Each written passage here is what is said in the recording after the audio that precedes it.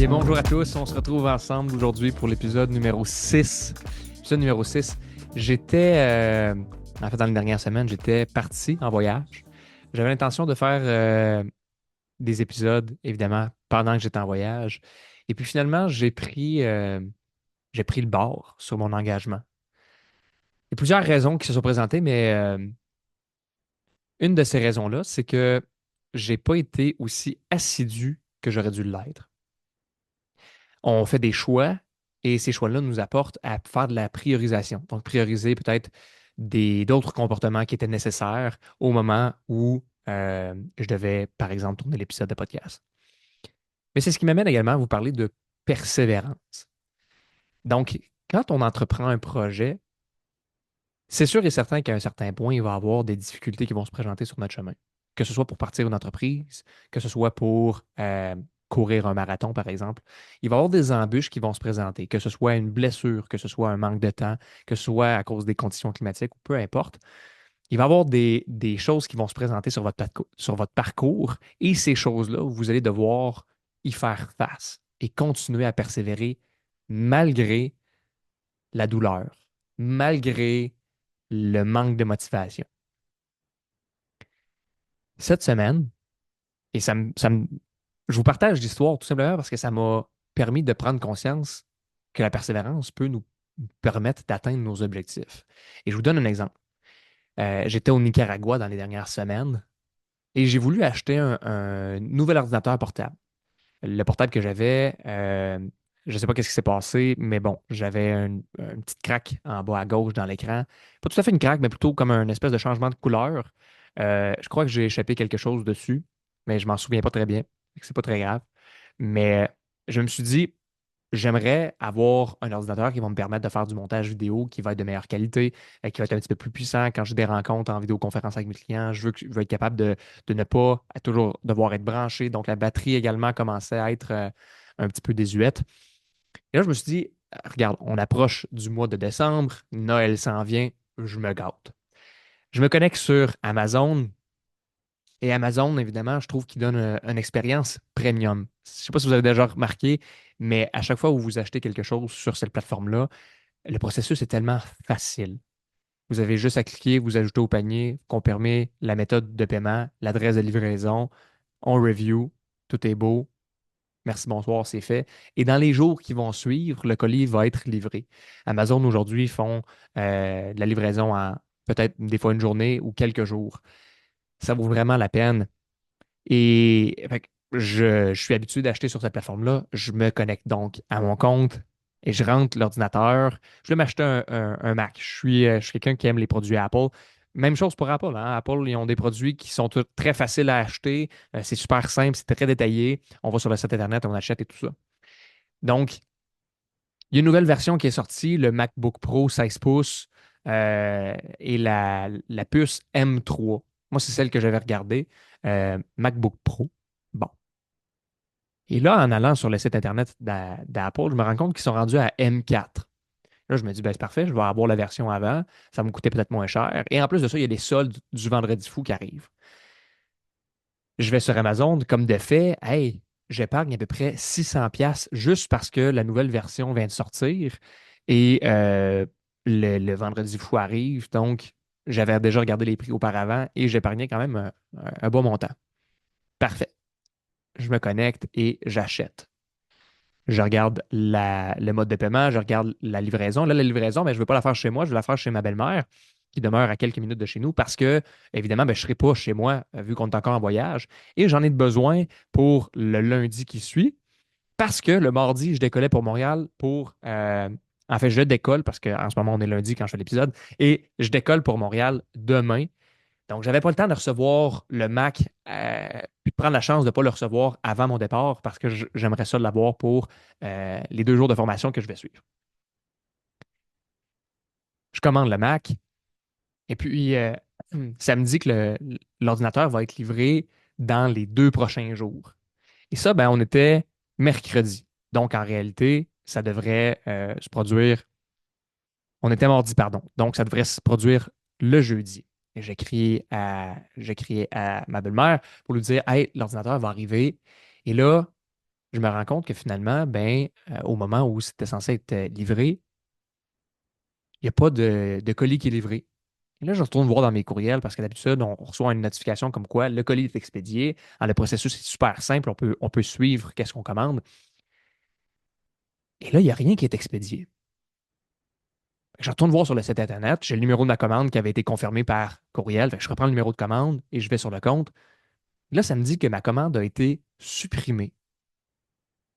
Fait que là, je comprends pas trop. J'essaie de faire de faire des démarches pour obtenir de l'aide. Je me dis, bon, ben, c'est pas plus grave que ça. Je vais le recommander. Puis, il n'y a pas de transaction que tu es passé sur ma carte de crédit. Je retourne, je refais le même panier, je commande, fais livrer. Et là, évidemment, le temps continue à avancer. Fait que je me rapproche de la date butoir. Je retourne sur Internet pour confirmer que la commande, elle est bien passée. Et là, je reçois un courriel dans ma boîte de notification, dans ma boîte courriel, et mon compte a été suspendu. La commande a été annulée. Là, je ne comprends pas. Je décide de communiquer par l'entremise du chat. Et là, ça me dit que ils ne peuvent pas m'aider parce que ma commande était annulée. Je dois donc communiquer avec eux. Là, je vais activer le forfait de téléphone. Ça me coûte quand même cher parce que je suis à l'étranger et je n'avais pas prévu de forfait de téléphone. Je communique avec eux. Et puis finalement, ben, ils pensaient que j'étais en train de faire une tentative de fraude parce que mon adresse IP se retrouvait au Nicaragua avec la carte de crédit. Donc, eux, ils ont décidé de barrer mon compte et d'annuler la commande. Et si je n'avais pas fait le suivi, puis si je n'avais pas pris la peine d'appeler et de m'assurer justement au téléphone avec la personne de passer la commande, de s'assurer que ça allait être correct pour recevoir mon produit avant la date de mon départ, je ne l'aurais pas eu. C'est un exemple qui est super banal, super simple, mais c'est juste pour que vous puissiez comprendre que quand on a un objectif et qu'on prévoit à l'avance, on peut justement prévenir la loi de Murphy qui dit que s'il y a quelque chose qui peut arriver de mal, ben ça va arriver. Et moi, dans mon cas, ben, la première commande, elle a été annulée. Et non seulement la deuxième commande a été annulée, mais ils ont fermé mon compte. Il a fallu que j'appelle. Et quand vous allez vous préparer à faire votre projet, peu importe c'est quoi, il va y avoir des embûches. Il va y avoir des embuscades, des choses qui vont vous empêcher d'atteindre ce but-là. Fait aujourd'hui, mon objectif, moi, c'est de vous partager 3 trucs super simples que vous pouvez mettre en pratique au quotidien, mais qui vont vous permettre d'atteindre ça. OK? Fait qu'on parle de persévérance aujourd'hui. Comment faire 3 trucs qui vont améliorer la persévérance que vous avez et vous permettre d'atteindre votre objectif. Donc, le premier point, et ça, on a déjà discuté dans un podcast préalable, ça va être de vous fixer des objectifs clairs. Des objectifs qui sont clairs et divisibles. Donc, je vous donne un exemple. Vous allez courir un marathon, ben, vous allez devoir compartimenter les blocs de temps où vous allez devoir aller courir. Et on ne commence pas par un gros bloc, on commence par un petit bloc. De sorte que on va accumuler les réussites. J'ai jamais couru de ma vie. Je ne vais pas aller me claquer un demi-marathon pour me dire, OK, ben, j'en ai déjà la moitié de faite, je vais pouvoir continuer. C'est pas comme ça que ça fonctionne. La persévérance, c'est petit à petit. J'accumule les victoires pour me dire, hey, félicitations, comme quand je passe un test à la maternelle, puis qu'on me dit, bravo, Isaac, va te mettre un collant. Récompense-toi.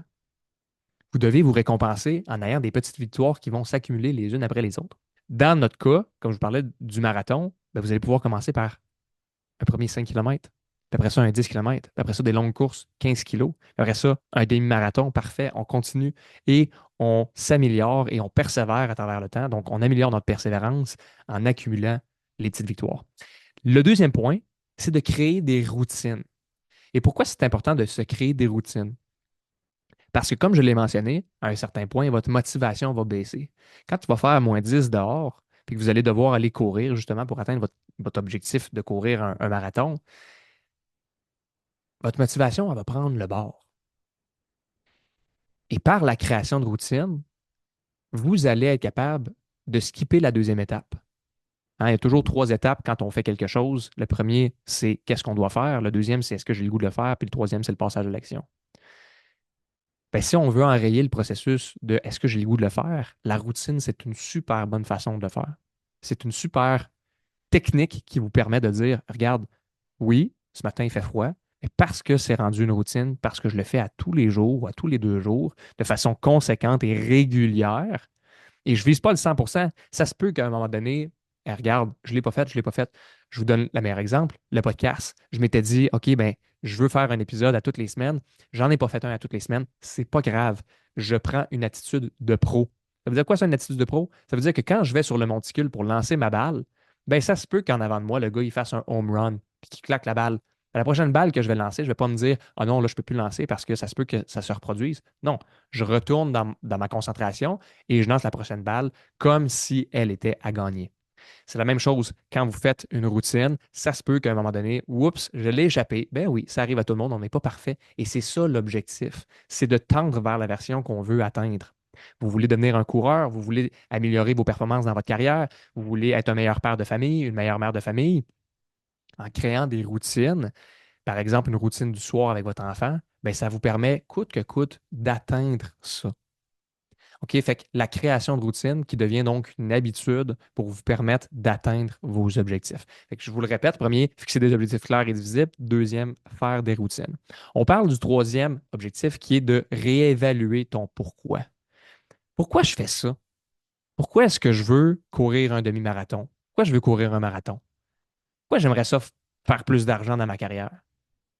Et il y a des fois où, quand vous allez réévaluer votre pourquoi, vous allez peut-être trouver des belles réponses. Ah, attends un petit peu, peut-être que la carrière que je suis en train de poursuivre, c'est pas vraiment ça que je veux. Je pensais que je voulais faire plus d'argent pour pouvoir m'acheter une plus grosse maison pour accueillir ma famille, mais en réalité, ce que j'ai besoin, c'est juste de passer du temps avec eux.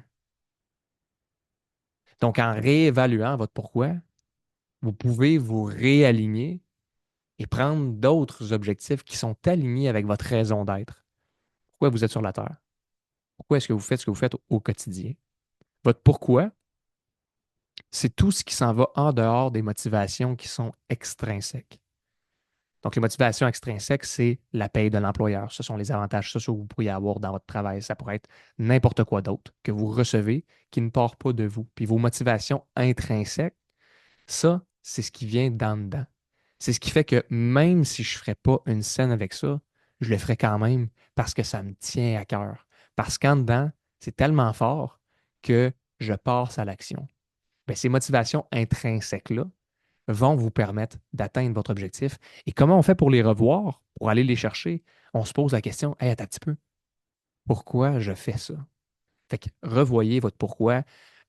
J'ai déjà parlé du petit livre Le Why Café, qui est un très bon livre. Je vous ai conseillé également Le Safari de la vie ou encore Les 5 grands rêves par John P. Strelicky, qui est un excellent auteur selon moi.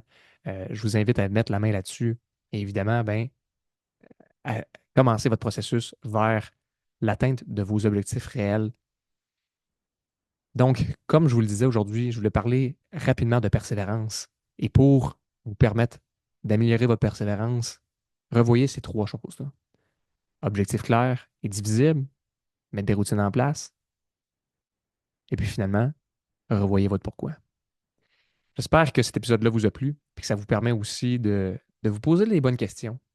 S'il y a des sujets que vous aimeriez aborder, n'hésitez pas. Faites-moi les parvenir par courriel.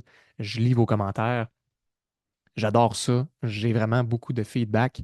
Euh, et comme je vous l'ai dit, ben, ce podcast-là, il est là pour moi et pour vous également. Ce que je veux, c'est que vous puissiez atteindre vos objectifs, peu importe l'objectif que vous fixez, et que vous tendiez vers la version de vous-même que vous désirez être. Je vous souhaite une magnifique journée. Puis encore une fois, vous pouvez m'écrire à Isaac à commercial soloh.ca et ça me fait plaisir d'être là pour vous. Je vous souhaite une super belle journée ou une bonne soirée, tout dépendamment du moment où vous écoutez l'épisode. On se dit à bientôt.